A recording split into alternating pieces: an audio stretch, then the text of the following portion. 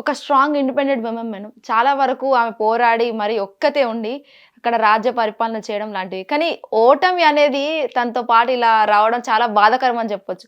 So, Mamata Banerjee ఓటమిని ఎట్లా చూస్తారు? అసలు ఎందుకు బెంగాల్ ప్రజలు అలా చేశారనుకోవచ్చు? బెంగాల్ ప్రజలు అలా ఎందుకు చేశారు అనే దానికంట హ్మ్. బెంగాల్ ప్రజల్ని ఏ శక్తులు అటు నడిపించినాయి అనేది ఇంపార్టెంట్. రైట్. ఆ శక్తులు ఏమేంటి అంటే కొన్ని అదృశ్య శక్తులు ఉన్నాయి, కొన్ని ప్రత్యక్ష శక్తులు ఉన్నాయి, కొన్ని పరోక్ష శక్తులు ఉన్నాయి. హ్మ్. వీటన్నిటి గురించి మాట్లాడుకోవాలి అంటే మొదటిగా అక్కడ బెంగాల్ని హస్తగతం చేసుకోవాలి అనే ఒక బీజేపీ పార్టీ యొక్క ఒక విపరీత కాంక్షే ఈ పని జరగటానికి హ్మ్. ఉపయోగపడిందని చెప్పొచ్చు. ఓకే. ఆ విపరీతమైన కాంక్ష ఏంటి అంటే అసలు మమతా బెనర్జీ ఎందుకు దారికి రాదు, హ్మ్. అసలు అక్కడ అధికారం ఎందుకు మారదు. ఇప్పుడు 15 సంవత్సరాలు కంప్లీట్ అయింది. వీళ్ళు ఎప్పటి నుంచో ట్రై చేస్తున్నారు అక్కడ, ట్రై అగైన్ స్టోరీ లాగా. సాలిగూడు 16 సార్లు హ్మ్. పడిపోయి గూడు కట్టేటప్పుడు 15 సార్లు పడిపోయి 16వసారి తను గూడు కట్టుకుంటుంది. అది మనకి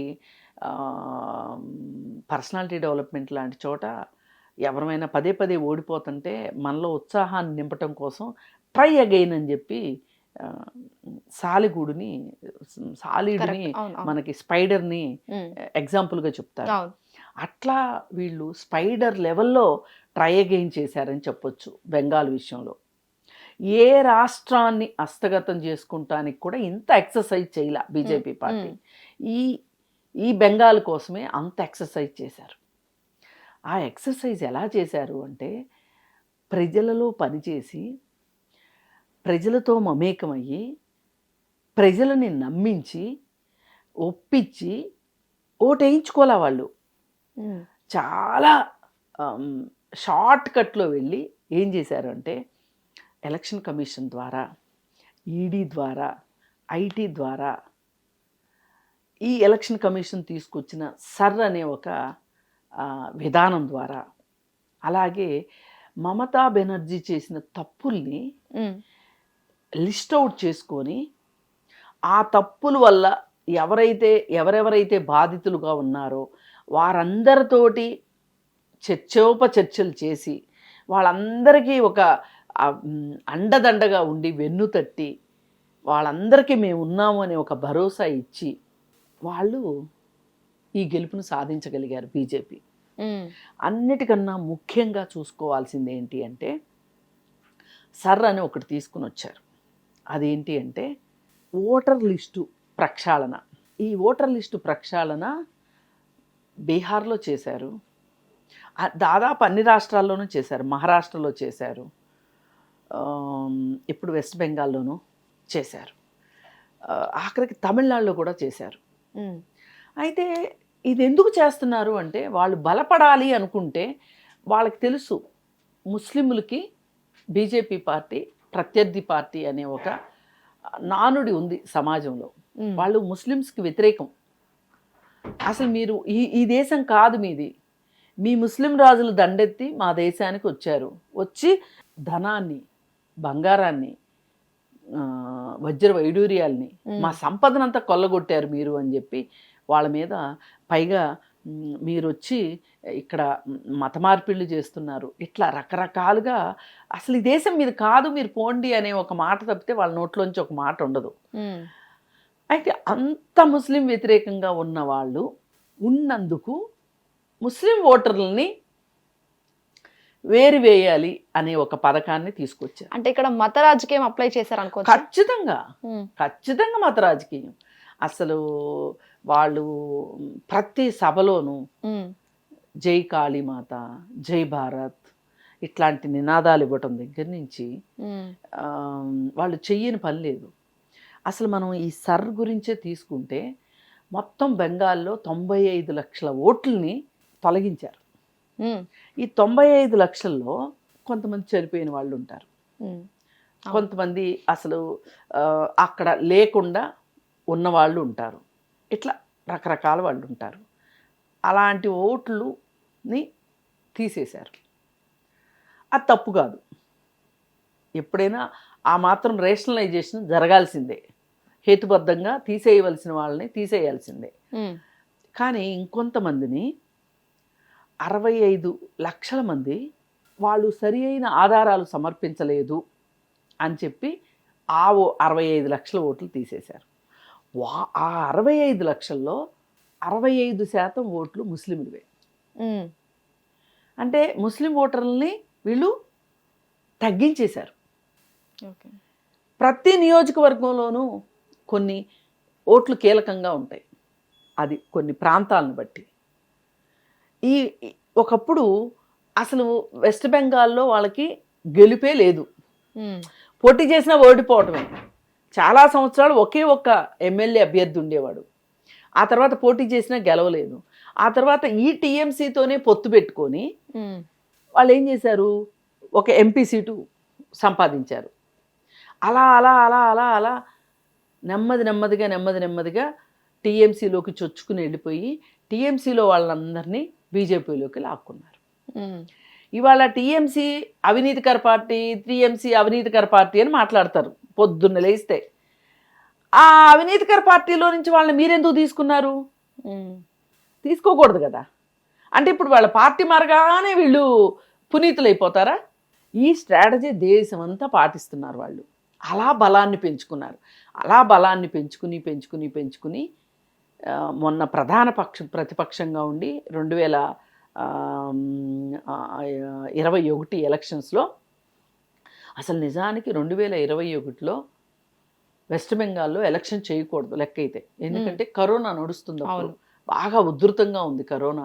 ఆ టైంలో కూడా 6 విడతలుగా ఎలక్షన్ చేశారు. వాళ్ళు బలం సంపాదించుకుందాము, ఇక్కడ మనకు స్కోప్ ఉంది అన్న చోటల్లా ఏం చేస్తారు అంటే ఎక్కువ సార్లు పోలింగ్ డేట్స్ ఇస్తారు. ఎందుకు అంటే వాళ్ళ బలాల్ని, వాళ్ళు వేరే వేరే రాష్ట్రాల్లో ఉన్న బలగాల్ని తీసుకుని వచ్చి అక్కడ మోహరించి ఎక్కువ పని చేసుకోవటం కోసం, ప్రచారం చేసుకోవటం కోసం. ఇప్పుడు వెస్ట్ బెంగాల్లో మొన్న ఒక అధికారి ఉన్నాడు, ఆయన యూపీలో ఎన్కౌంటర్ స్పెషలిస్ట్ పోలీస్ ఆఫీసరు, ఆయన్ని తీసుకొచ్చి వెస్ట్ బెంగాల్లో ప్రత్యేక అధికారిగా వేశారు. ఎందుకు వేశారు? టీఎంసీ వాళ్ళు అంత చూడటానికిగా. అలా చేయడం, ఇప్పుడు మీకు బాగా అనుకూలమైన వాళ్ళని, ఆఫీసర్స్ని, దేశంలో వేరే వేరే చోట్ల ఉన్న ఆఫీసర్లని తీసుకొచ్చి అక్కడ వేశారు. ఇవన్నీ మీకు కేంద్రంలో అధికారం ఉండబట్టే కదా ఇదంతా చేయగలిగారు. చేయొచ్చునా ఇట్లా? ఎలక్షన్ కమిషన్ వాడుకుంటున్నారు, మళ్ళీ ఐటీ రైట్స్, ఐటీని వాడుకుంటున్నారు, ఈడీని వాడుకుంటున్నారు. ఇలా వ్యవస్థలన్నిటినీ చేతిలో పెట్టుకొని ఇవాళ వెస్ట్ బెంగాల్లో గెలిచింది బీజేపీ కాదు, వ్యవస్థలు గెలిచినాయి. అక్కడ ప్రభుత్వ వ్యవస్థలు గెలిచినాయి. ఇది ప్రభుత్వ వ్యవస్థల విజయంగా చూస్తాను తప్పితే నేను బీజేపీ విజయంగా చూడట్లేదు. మోడీ, అమిత్ షా ఇద్దరూ కలిసి అసలు నిజంగా మమతా బెనర్జీ మీద వాళ్ళు చేసిన దాడి, వాళ్ళు పన్నిన వ్యూహాలు, వాళ్ళు పన్నిన కుయుక్తులు, అసలు ఇదేంటి అదేంటి అని కాకుండా సామ భేద దాన దండోపాయాలు, కుయుక్తులు, మనం బాహుబలి సినిమాలో చూస్తాం కదా యుద్ధ వ్యూహాలు, ఆ యుద్ధ వ్యూహాలన్నీ అక్కడ మోహరించి వాళ్ళు గెలిచారు. పైగా వాళ్ళు పరిపాలిస్తున్న రాష్ట్రాల్లో, వాళ్ళ పార్టీ పరిపాలిస్తున్న రాష్ట్రాల్లో ఎక్కడా ఏమీ జరగనట్టు, కేవలం వెస్ట్ బెంగాల్లోనే మహిళలకు భద్రత లేదు, శాంతి భద్రతలు లేవు అని చెప్పి చెప్పడంలో వాళ్ళు చాలా సక్సెస్ అయ్యారని చెప్పుకోవచ్చు బీజేపీ వాళ్ళు. ఎట్లా అంటే ఇప్పుడు ఉన్నావ్ ఘటన అందరికీ తెలుసు, హత్రాస్ ఘటన అందరికీ తెలుసు. ఇట్లా చెప్పుకోవాలంటే చాలా ఘటనలు దేశమంతా జరిగినాయి. మహిళల పైన అత్యాచారాలు జరిగినాయి, అఘాయిత్యాలు జరిగినాయి, మహిళలకు రక్షణ లేకుండా అయిపోయింది, ఎన్నో జరిగినాయి. అట్లేట్ల గురించి మాట్లాడుకోకుండా, ఏట్ల గురించి జవాబు చెప్పకోకుండా, ఇప్పుడు బ్రిజ్భూషణ్ ఉన్నాడు, అతను ఈ మహిళా రిజిస్టర్ల పట్ల అతను ఎట్లా ప్రవర్తించింది తెలుసు. అయితే ఒత్తిడి చేయగా అతన్ని తీసేసి అతను అనుచరుణ్ణే పెట్టారు మళ్ళీ.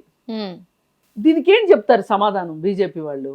కానీ ఇవన్నీ వాళ్ళ వాళ్ళ వాళ్ళ బ్యాగేజ్ వాళ్ళకు ఉండగా వెస్ట్ బెంగాల్లో ఆర్జికర్ మెడికల్ కాలేజీలో జరిగిన ఘటనని అన్ని రోజుల పాటు దాన్ని ఒకప్పుడు నిర్భయ ఘటనని ఎలా అయితే ఉపయోగించుకున్నారో బీజేపీ వాళ్ళు, ఇక్కడ కూడా అంటే అక్కడ అత్యాచారం జరగలేదని కానీ ఆ మహిళ ప్రాణం ఆ డాక్టర్ ప్రాణం పోలేదని కానీ మనం అనట్లేదు. మీ దృష్టికోణం ఏంటి? ఇప్పుడు మీరు పరిపాలించే ప్రాంతాల్లో ఇట్లాంటిది జరిగితేనేమో దాన్ని అసలు కేసు ఎఫ్ఐఆర్ కూడా చేయరు మీరు, కానీ బీజేపీయేతర పాలన ఉన్న రాష్ట్రాల్లోనేమో మీరు గోరంతలు కొండంతలు చేసేస్తారు. ఇది ఎట్లా అసలు? ఇది ఎలా సాధ్యం? ఇప్పుడు మణిపూర్లో మహిళల్ని అత్యాచారం చేసి నగ్నంగా ఊరేగించారు. మరి అక్కడ శాంతి పద్ధతులు ఏంటి? అక్కడ డబుల్ ఇంజిన్ సర్కారే కదా, మీ బీజేపీ పార్టీయే కదా అక్కడ కూడా ఉంది. ఇప్పుడు కిషన్ రెడ్డి చెప్తారు డబుల్ ఇంజిన్ సర్కార్ మొదలైపోయింది వెస్ట్ బెంగాల్లో. ఇంకా అసలు వెస్ట్ బెంగాల్ని అసలు ఆ పెట్టుబడులు రావటం కావచ్చు, అసలు ఆమెను చూసి పెట్టుబడులన్నీ పారిపోయినాయి, ఇంకా అసలు బెంగాల్ ముఖ చిత్రమే మారిపోతుంది అని చెప్పి స్టేట్మెంట్లు ఇచ్చాడు. మరి మణిపూర్ సంగతి ఏంటి చెప్పండి మీరు? అంటే నా ఉద్దేశం ఇక్కడ జరిగినాయి కాబట్టి అక్కడ జరగాలని నేను అనట్లా, మీ చూసే చూపు రైట్. అవును, దాని గురించి మాట్లాడుతున్నా. ఇప్పుడు ఆ ఆర్జికర్ మెడికల్ కాలేజీలో చనిపోయిన అమ్మాయి తల్లికి తీసుకొని వచ్చి వీళ్ళు సీట్ ఇచ్చి ఎమ్మెల్యేగా గెలిపించుకున్నారు ఆ బాధితురాల్ని. ఇప్పుడు ఆ రాష్ట్రంలో బాధితులందరినీ ఏకం చేసి ఆ బాధితులందరినీ మమతా బెనర్జీ మీద ఉసుకొల్పేటట్లుగా వీళ్ళు చేయటంలో బాగా అసలు సక్సెస్ అయ్యారు. సందేశ్ కలి అని ఇంకొక ప్లేస్ ఉంది, ఆ సందేశ్ కలిలో బాధితురాలికి కూడా సీట్ ఇచ్చి గెలిపించారు. అక్కడ హిందూ వర్సెస్ ముస్లిం గొడవలు జరుగుతూ ఉంటాయి. అలాంటి గొడవల్లో ఒక రకంగా కొన్ని సందర్భాల్లో మమతా బెనర్జీ అనుచరులు కూడా తప్పులు చేసినవి ఉన్నాయి. బాధ్యత తీసుకోవాల్సింది మమతా బెనర్జీ. తప్పును తప్పుగా, ఒప్పును ఒప్పుగా, అంటే క్యాడర్ ఎక్కడ జారిపోద్దో. ఇప్పుడు ఒక వ్యక్తిని నేను పార్టీ నుంచి బహిష్కరిస్తాను అనే ఒక ఫీలింగు, అంటే ఒక సమాచారం అతనికి అందింది అంటే ఈమె బహిష్కరించే లోపే వాడు వెళ్ళి బీజేపీలో చేరిపోతున్నాడు. ఇప్పుడు బీజేపీలో ఉన్న ఇప్పుడు ఏదైనా ఒక పార్టీలోకి వ్యక్తులు వచ్చి చేరారు అంటే సరాసరి రాజకీయ నాయకులు అయితే పుట్టరు కదా, పుట్టిన వాళ్ళే రాజకీయ నాయకులుగా తయారు కావాలి. రైట్. కానీ మీరేం చేస్తున్నారు? మీ పార్టీ నుంచి మీ కార్యకర్తల్ని నాయకులుగా తయారు చేసుకోవాల్సింది పోయి వేరే పార్టీలో ఉన్న వాళ్ళని మీరు తీసుకొచ్చుకుని మా పార్టీ ఎంత పెద్దదో చూడండి అని చెప్తున్నారు. ఏది ఏమైనప్పటికీ మమతా బెనర్జీ మేనలుడు ఎవరైతే ఉన్నారో అతను ఆమె రాజకీయ వారసుడుగా అతను ఆ రాష్ట్రంలో కీలకంగా ఉన్నాడు, రాజకీయాల్లో టీఎంసీలో కూడా కీలకంగా ఉన్నాడు. అతని దుందుడుకు చర్యలు కూడా ఒక రకంగా మమతా బెనర్జీకి ఎదురుకొట్టాయనే చెప్పొచ్చు. కానీ ఎంత ఎదురుకొట్టినా యాతావాత మనం చూసుకుంటే గనక ఎంతోమంది ఒక్కొక్క ప్రాంతంలో, అది వెస్ట్ బెంగాల్లో దాదాపు 9 మంది ముఖ్యమంత్రులు ప్రచారం చేశారు, వేరే రాష్ట్రాల ముఖ్యమంత్రులు. అవును, అసలు ఇది మామూలు విషయం కాదు. అసలు ఇంకా ఈసీ చేస్తున్న అక్రమాల గురించి ఆమె సుప్రీంకోర్టులో కేసు కూడా వేసింది. అసలు మామూలు పరిస్థితిలో గనక అయితే, కేంద్రంలో గనక ఇట్లాంటి పరిస్థితిలో కాంగ్రెస్ కనుక ఉండుంటే అసలు ఎలక్షనే జరిపేది కాదు. ఒకప్పుడు అసలు కాంగ్రెస్ చేసిన చిన్న చిత్తకా పనులకే వీళ్ళు గోరంతలు కొండంతలు చేసి ఇంకేముంది, కాంగ్రెస్ పార్టీ అవినీతిమైపోయింది, భ్రష్టాచార పార్టీ.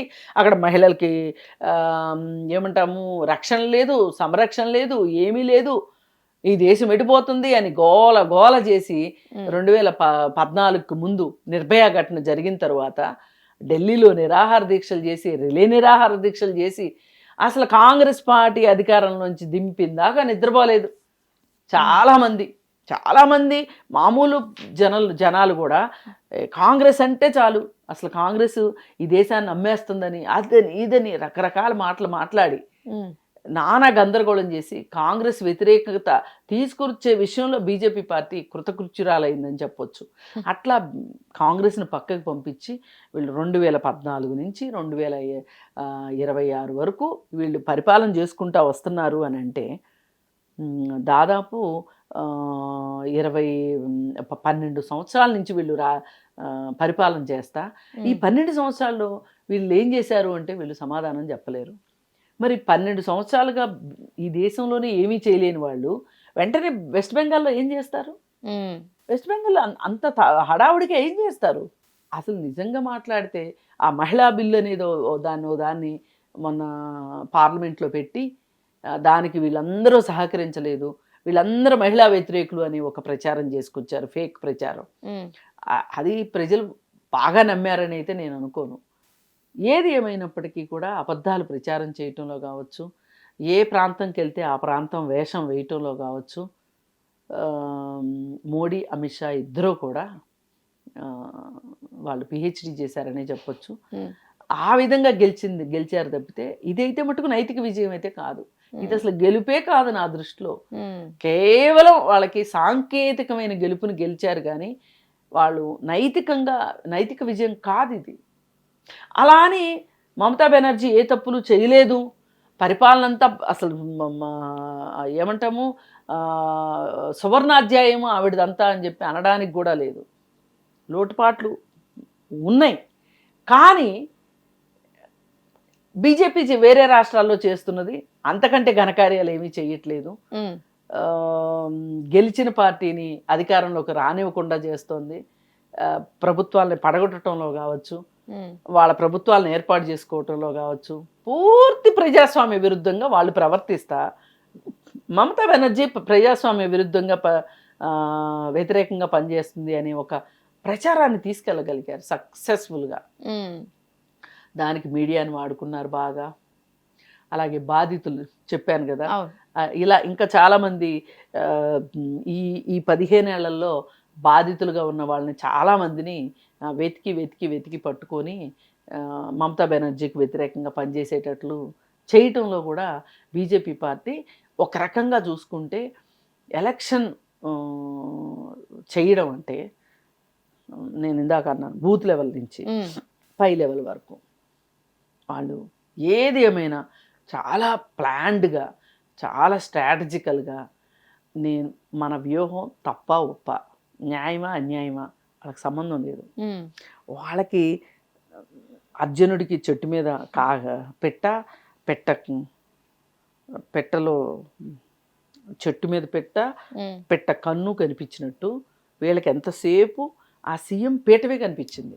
దానికోసమే పనిచేశారు వాళ్ళు. పనిచేసి మమతా బెనర్జీని ఓడించామని చెప్తున్నారు.